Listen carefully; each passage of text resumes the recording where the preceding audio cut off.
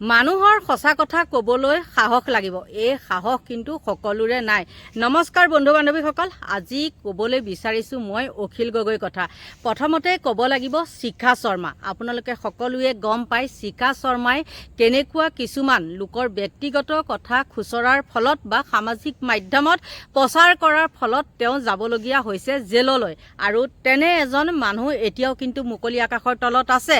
বাৰু সেইটো কথা বাদ দিছোঁ, কিন্তু সাহসৰ কথা যে ক'লোঁ মই কিয় ক'লোঁ আপোনালোকে দেখিছে শিখা শৰ্মাই যিবিলাক মন্তব্য আগবঢ়াইছে সেইবিলাক একেবাৰে গ্ৰহণযোগ্য নহয়। আৰু সেই কথাখিনি কিন্তু প্ৰথমতে মই আজি আকৌ কওঁ, শিখাক মোতকৈ বেয়াকৈ গালি দিয়া মানুহ হয়তো আৰু কোনোজনেই নাই। কিন্তু সেই শিখাকে বহুতে আকৌ তলে তলে কি কৰে জানেনে, ছাপোৰ্ট কৰে। আৰু কিছু লোকে বাৰু ছাপোৰ্ট নকৰি পেলাই বা ছাপোৰ্ট কৰিলেও বা কমেণ্ট কৰিলেও বা কিছুমানে কমেণ্ট নকৰে, ছাপোৰ্ট কৰা কিছুমানেও কমেণ্ট নকৰি পেলাই তেওঁলোকে কি কৰে মানে হেৰি কৰে, মনে মনে শিয়ালৰ দৰে গাঁতৰ পৰা চাই থাকে। কিন্তু কি হৈছে জানেনে নাই, এতিয়া শিখা শৰ্মা যেতিয়াই জেললৈ গ'ল তেতিয়াই কিছু এনেকুৱা দুঠেঙীয়া মানে জীৱ জন্তু আছে, তেওঁলোকে মেইন পইণ্টটোত ধৰিব লাগেনে নাই। শিখাই যে সেইবিলাক কথা কৈছে, তেওঁ ক'ৰ পৰা সেই তথ্যখিনি পাইছে সেইখিনি বিচাৰ কৰিব লাগেনে নাই। সেই সকলোখিনি তেওঁলোকে বাৰু একেবাৰে মানে কি বুলি কয় আৰু সত্য শুদ্ধ বিচাৰটো কৰি পেলাই মেইন গুৰিটো উলিয়াব পাৰিবনে? তেওঁলোকে সেইবিলাক মানে শিখায়ে সেইবিলাক ক'ৰ পৰা মানে আয়ত্ব কৰিছিলে, ক'ৰ পৰা সেই তথ্যসমূহ গোটাইছিলে। তেওঁতো নিজেই কৈছিলে যে মোৰ হাতত তথ্য আছে। কিন্তু ক্ৰাইম ব্ৰাঞ্চৰ হাতত যেতিয়া পৰে মই জনাত আৰু কি হয় জানেনে, কিছুমান পোষ্ট তেওঁলোকৰ ফালৰ পৰাই ডিলিট কৰি দিয়ে বা ফেচবুকৰ ফালৰ পৰাই সেইটো ডিলিট কৰি দিয়ে। তেওঁ ডিলিট নকৰিলেও হ'ল। আৰু আমাৰ বহু লোকে সেই কথাটোকে নাজানি পেলাই তেওঁ ডিলিট কৰিছে কৈ আছে। নাই, যেতিয়া সেইবিলাক হেৰি পৰে তাত ৰিপৰ্ট কৰে তেতিয়া সেই তেওঁলোকে কি কৰে সেইবিলাক আঁতৰাই দিয়ে ছ'চিয়েল মিডিয়াৰ পৰা। শিখা শৰ্মাই একো হাত দিবই নালাগে, সেইবিলাক উফৰাই পেলায়।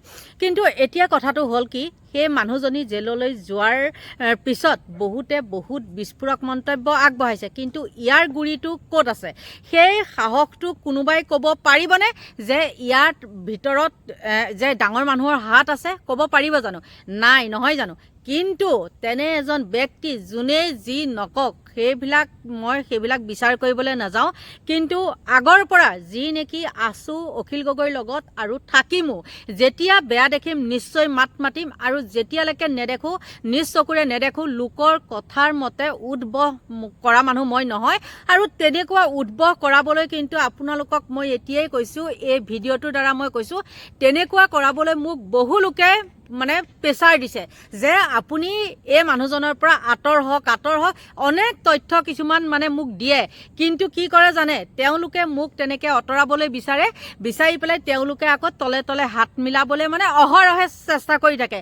যেতিয়া নেকি তেওঁলোকৰ লগত কিছুমান মনোমালিন্য হয় তেতিয়া মানে এনেকুৱাকৈ দিব মাথাত ভৰাই পেলাই মানে যে আপুনি ভাবিবলৈ বাধ্য হ'ব হয় যে এই মানুহটো একদম বহুত বেয়া। কিন্তু যিমান যি নক'লেও কিয় আগৰ পৰাই সেই 11 চনৰ পৰাই মানে 10ৰ লাষ্টত 11 চনৰ পৰাই যিহেতু ওতঃপ্ৰোতঃভাৱে অখিল গগৈৰ লগত আছোঁ আৰু পাহাৰৰ মানুহ বুলিয়ে আমি তেওঁৰ লগত ইমান দিনে আছিলোঁ। আৰু তেওঁ সঁচা কথা ক'বলৈ গ'লে এইখিনিতে মই কওঁ, অখিল গগৈৰ কাৰণেহে আমি আজি পাহাৰত থাকিব পাৰিছোঁ। নহ'লে কেতিয়াবাতে তৰুণ গগৈ চৰকাৰৰ দিনত অতদিনে আমাৰ ঘৰ চৰ ভাঙি শেষ কৰিলে হয়। কিন্তু এতিয়া কি হৈছে জানেনে, সেই অখিল গগৈ তেনে এজন মানুহক কাৰোবাৰ কথা শুনি পেলাই কিবা কৈ পেলাই আমি অবিশ্বাস নকৰোঁ। আৰু তেওঁৱে হ'ল এজন মানে কি বুলি কয় দম থকা সাহসী মানুহ। আৰু তেনেকুৱা সাহস থকা মানুহ আৰু কোনো নোলাব। পুকৰৰ পিছত কথা কোৱা মানুহ বহুত আছে, হয়নে নহয়? পুকৰৰ পিছত কথা কোৱা মানুহ আমাক নালাগে নহয়, আমাক ফণ্টিকে কথা কোৱা মানুহে আমাক লাগে। আৰু তেনে এজন ব্যক্তিয়ে হ'ল অখিল গগৈ। কাৰণ আপোনালোকে দেখিছে তেওঁ মানে হেৰি কি বুলি কয় এইবিলাক যেতিয়া নেকি অধিৱেশন হয় তেতিয়া সেই অধিৱেশনবিলাকত তেওঁ কেনেকৈ একদম মুখামুখিকৈ হিমন্ত বিশ্ব শৰ্মাক ধৰে সেইবিলাকতো আপোনালোকে দেখিছে। কিন্তু এতিয়া শিখাক যেতিয়াই নেকি জেললৈ নিলে তেতিয়াই কিন্তু অখিল গগৈয়ে কৰিলে এক বিস্ফোৰক মন্তব্য। তেওঁ যি মন্তব্য কৰিছে সেই মন্তব্যসমূহ আপোনালোকে ভাবিব পাৰে নেকি যে এইবিলাক মিছা কথা? আগৰ পৰাই যিখিনি কথা জুবিন গাৰ্গৰ লগত হৈ আছে চলি আছে সেইখিনি কথা অখিল গগৈয়ে আগৰ পৰা কৈ আছে আৰু আমিও সেইবিলাক কথা আগৰ পৰাই কৈ আছোঁ। গতিকে বন্ধু বান্ধৱীসকল, সেই তেনেকুৱা এজন সৎ সাহসী সাহস থকা মানুহৰ আগত সেইবিলাক উদঙাই সৎ সাহসেৰে ক'ব পৰা মানুহ যে আমুকেই আছে জড়িত তামুকেই আছে জড়িত, তেওঁ তেনেকুৱা এজন মানুহেই হ'ল অখিল গগৈ। আৰু তেওঁ সুন্দৰকৈ উপস্থাপন কৰিছে কালি যেতিয়া নেকি শিখাক জেললৈ নিলে, আৰু তেওঁ সুন্দৰকৈ উপস্থাপন কৰি দিছে শিখাৰ মূৰত কাৰ কাৰ হাত আছিল, তেওঁ স্পষ্টকৈ কৈছে। আৰু সেই স্পষ্ট কথাখিনিয়ে আপোনালোকেও শুনক। জুবিন গাৰ্গৰ চৰিত্ৰ খননৰ বাবে শিখা শৰ্মাক লগাইছে বিজেপি চৰকাৰে। মুখ্যমন্ত্ৰীয়ে পৰোক্ষভাৱে জুবিন গাৰ্গক বদনাম কৰিবলৈ শিখা শৰ্মাক অস্ত্ৰ হিচাপে লৈছে। প্ৰসংগ বিতৰ্কিত লেখিকা শিখা শৰ্মা।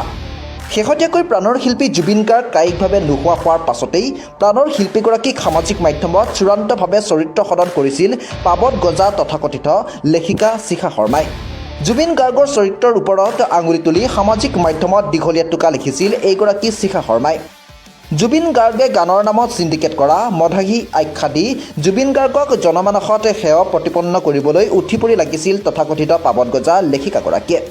শেহতীয়াকৈ শিখা শৰ্মাই আক্ৰমণ লক্ষ্য কৰি লৈছিল জুবিন গাৰ্গৰ ভগ্নী পামী বৰঠাকুৰকো। উল্লেখ কৰা প্ৰয়োজন যে শিখা শৰ্মাই এই পোষ্টসমূহ সামাজিক মাধ্যমত ভাইৰেল হৈ পৰাৰ পাছতেই শিখা শৰ্মাৰ বিৰুদ্ধে ক্ৰাইম ব্ৰাঞ্চত গোচৰ ৰুজু কৰিলে জুবিন গাৰ্গৰ পত্নী গৰিমা শইকীয়া গাৰ্গে। গৰিমা শইকীয়া গাৰ্গৰ এজাহাৰৰ ভিত্তিতেই মহানগৰ আৰক্ষীয়ে গ্ৰেপ্তাৰ কৰে সততে বাতৰি শিৰোনামত দখল কৰিব বিচৰা বহু বিতৰ্কিত শিখা শৰ্মাক। শিখা শৰ্মাক গ্ৰেপ্তাৰ কৰাৰ পাছতেই ৰাজ্য দলৰ সভাপতি তথা শিৱসাগৰ সমষ্টিৰ বিধায়ক অখিল গগৈৰ মন্তব্য। শিখা শৰ্মাই এইটো অপৰাধ কৰিছে, সেইকাৰণে তেওঁ জেলত যাবই লাগিব।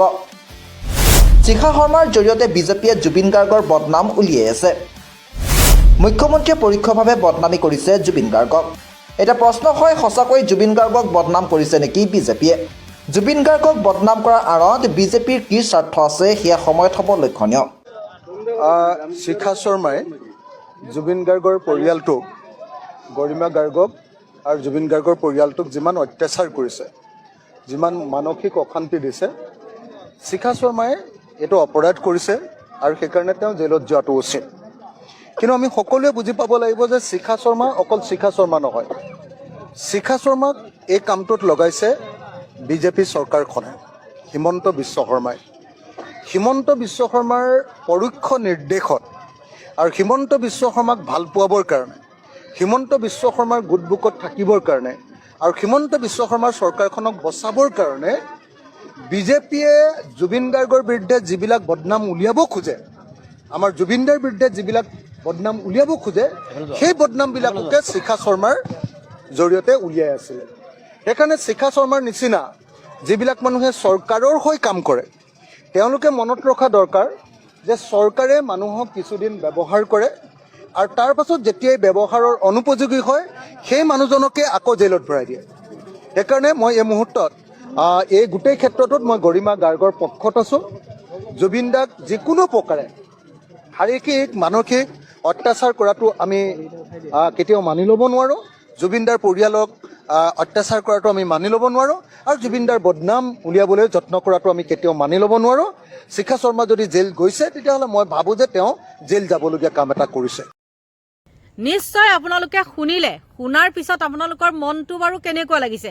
আৰু এতিয়া আহিব কিন্তু এজাক মোক একদম কমেণ্ট কৰিবলৈ দেই। কমেণ্ট কৰাৰ বাদে তেহেঁতে কিন্তু সেইবিলাকৰ ওপৰত তেনেকুৱা এটা ভিডিঅ' বনাই পেলাই তেওঁলোকৰ নিজৰ ফেচবুকতে দিবলৈ আকৌ সাহস নকৰে। কিজানি আকৌ মুখ্যমন্ত্ৰীয়ে ধৰে, মুখ্যমন্ত্ৰীৰ পৰা কিজানি আকৌ চেলেকিবলৈ নাপাব, সেইটো কাৰণে তেওঁলোকে নকয়। আৰু আমাৰ সেইবিলাক কোনো স্বাৰ্থও নাই আৰু আমি দমত কথা ক'বও পাৰোঁ। বন্ধু বান্ধৱীসকল, এইখিনি আছিলে মোৰ ক'বলগীয়া। আপোনালোকৰ পৰা লৈছোঁ বিদায়।